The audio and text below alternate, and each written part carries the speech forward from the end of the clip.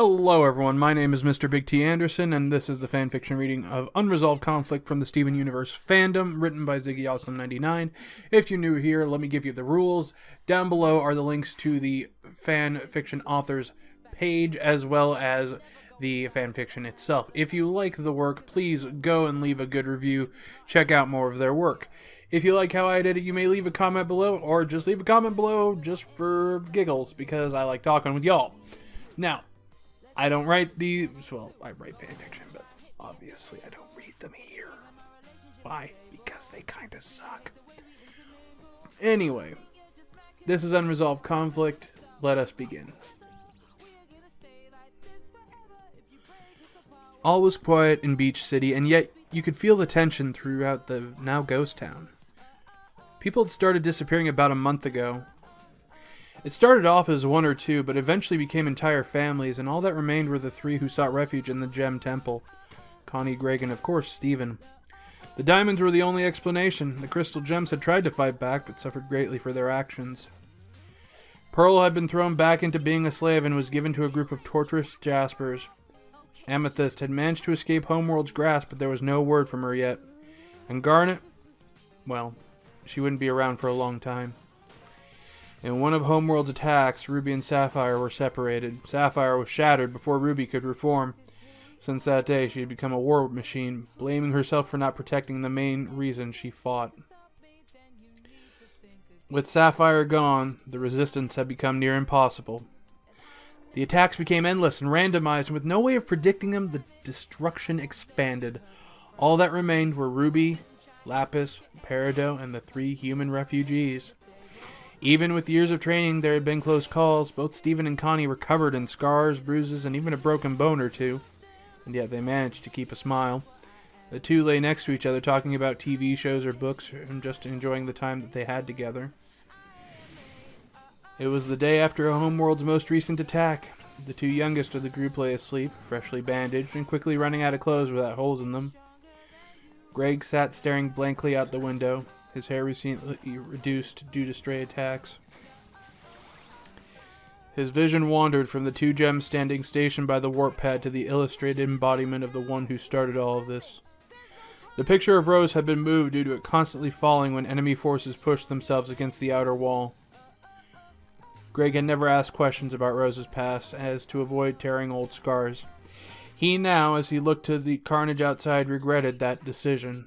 Of course, he had trusted her, but that didn't mean he didn't have questions, maybe even more so than Steven. Stress had been piling up rapidly. It stole his sleep and soon his sanity. The only shred of anything that kept Greg going was the two children who lay above him. They needed him to stay strong and sure. After Connie's parents were taken, she had turned straight to Steven and Greg. It wasn't fair.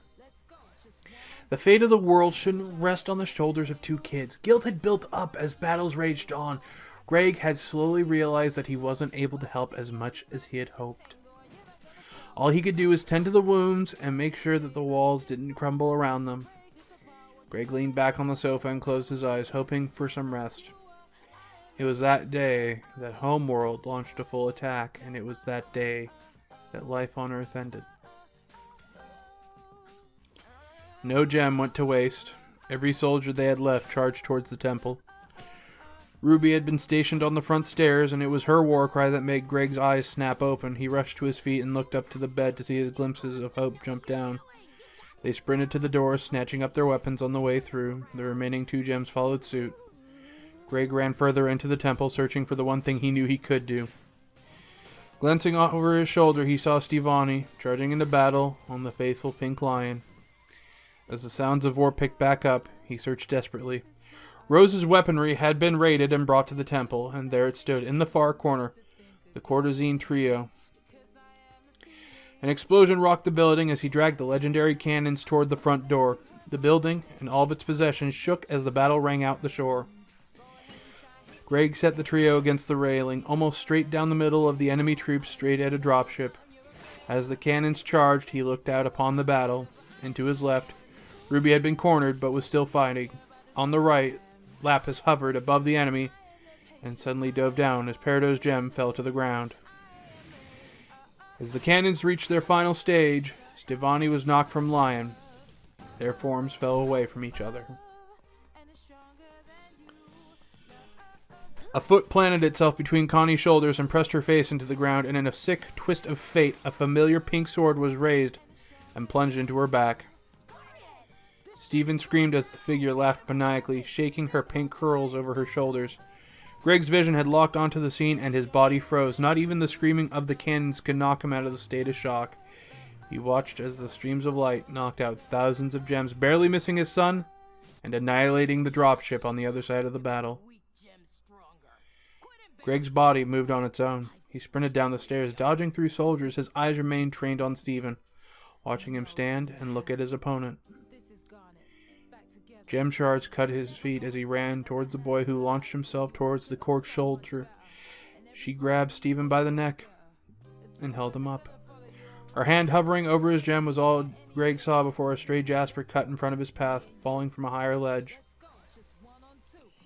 As their form disappeared, Greg looked up to see Stephen lying on the ground, blood covering both children. In the hand of the enemy sat the one reason this whole mess had started. Greg ran to his son's lifeless form and held him close. The remaining crystal gems closed in on their position. Lion jumped over Greg's kneeling form and ripped the quartz gems out of her. Homeworld's army closed in. The rebels were surrounded. It was all over. The last thing Greg heard was the unsheathing of swords and the shattering of gems. It was over. They had lost. Garnet's eyes snapped open. There, she stood in front of her, the leader of the rebellion and her renegade Pearl. She took her hand and spent the rest of her days trying to avoid the future that was ahead of them.